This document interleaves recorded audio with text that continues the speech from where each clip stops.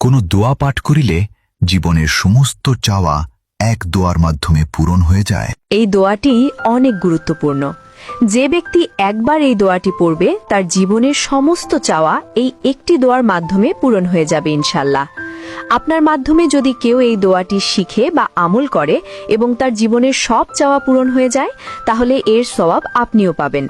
তাই ভিডিওটি শেয়ার করে সবাইকে জানিয়ে দিবেন আর কমেন্টে অবশ্যই মাশাআল্লাহ লিখবেন।